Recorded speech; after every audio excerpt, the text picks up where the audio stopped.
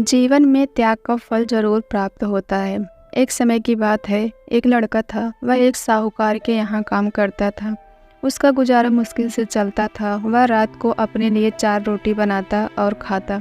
कई दिन से उसकी एक रोटी कोई चुरा कर ले जाता। एक दिन उसने देखा कि एक मोटा सा चूहा आता है और उसकी रोटी लेकर चला जाता है। उसने उसे रोका और कहा, मैं बड़ी मुश्किल से 4 रोटी कमा पाता हूँ। मैं आगे ही परेशान रहता हूँ। मेरी गरीबी कब दूर होगी? और ऊपर से तुम मेरा एक रोटी ले जाते हो। चूहा बोला, मैं तो अपनी किस्मत की खाता हूँ, और रही बात तुम्हारी परेशानी की, तो उसका हल गौतम बुद्ध ही कर सकते हैं, परंतु वह बहुत दूर रहते हैं। लड़का बोला, अगर वह मेरी मुश्किल हल कर सके तो मैं दूर जाने को भी तैयार हूँ। अपनी समस्या का समाधान पाने के लिए वह साहूकार से कुछ दिनों की छुट्टी लेता है और महात्मा बुद्ध से मिलने के लिए निकल पड़ता है। चलते चलते रात हो जाती है।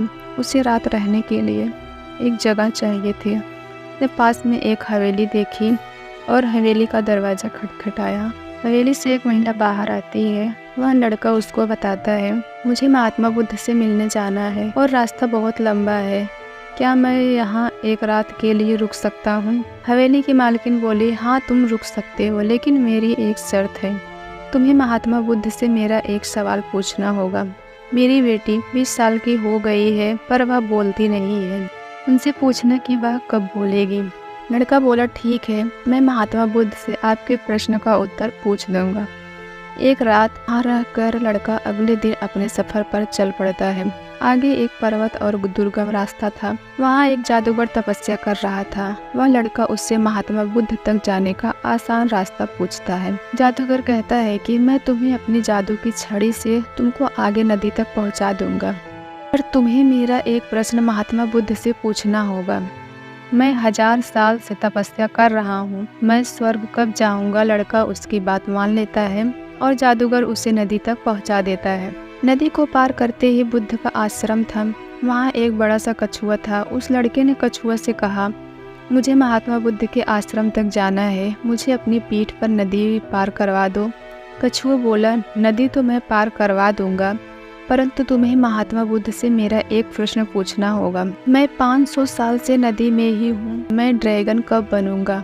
लड़का कछुए की बात मान लेता है और वह नदी पार करवा देता है। वह महात्मा बुद्ध के आश्रम पहुंच जाता है। जब वह महात्मा बुद्ध से मिलता है तो कहता है कि मुझे आपसे अपने प्रश्नों के जवाब चाहिए।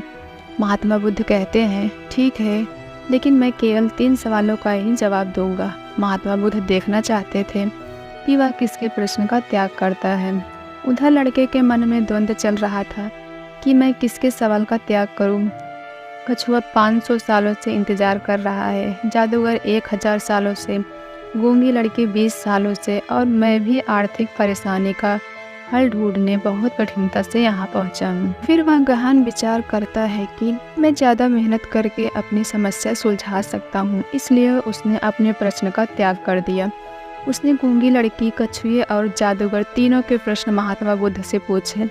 महात्मा बुद्ध से तीनों के प्रश्नों का जवाब लेकर वह वापस आ गया। सबसे पहले नदी तक पहुंचा तो उसे कछुआ मिला। कछुआ ने अपने सवाल का जवाब मांगा। उसने कछुआ से कहा, महात्मा बुद्ध ने कहा है कि जब तुम अपना कवच उतार दोगे तो तुम ड्रैगन बन जाओगे। कछुए के कवच उतारते ही वह ड्रैगन बन गया। उसके कवच से बहुत सारे मोती निकले।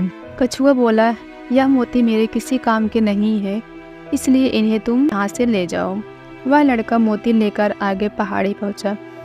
उसे वहाँ जादूगर मिला। उसने अपने सवाल का जवाब मांगा। लड़के ने जादूगर से कहा, महात्मा बुद्ध के अनुसार तुम अपनी जादू की छड़ी छोड़ते ही स्वर्ग जा सकते हो। वैसा ही हुआ। जादूगर ने जाते जाते लड़के से कहा, यह जादू की छड़ी मेरे किसी काम की नहीं है, इसे तुम ले जाओ। लड़के ने छड़ी ली और आगे चल पड़ा। चलते चलते वह हवेली तक पहुंचा। हवेली की मालकिन ने अपने सवाल का जवाब मांगा। लड़का बोला, आप अपनी बेटी की शादी करवा दीजिए, वह शादी करते ही बोलने लगेगी। हवेली की मालकिन बोली कि तुम महात्मा बुद्ध से उत्तर लाए हो, इसलिए तुम ही मेरी बेटी से शादी कर लो।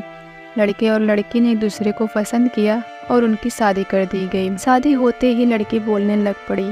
इस तरह लड़के ने तीनों लोगों की मुश्किलों को देखकर अपने सवाल का त्याग किया। उसे त्याग के फल में मोती के रूप में पैसा, छड़ी के रूप में शक्ति और एक रूपवान पत्नी मिल गई।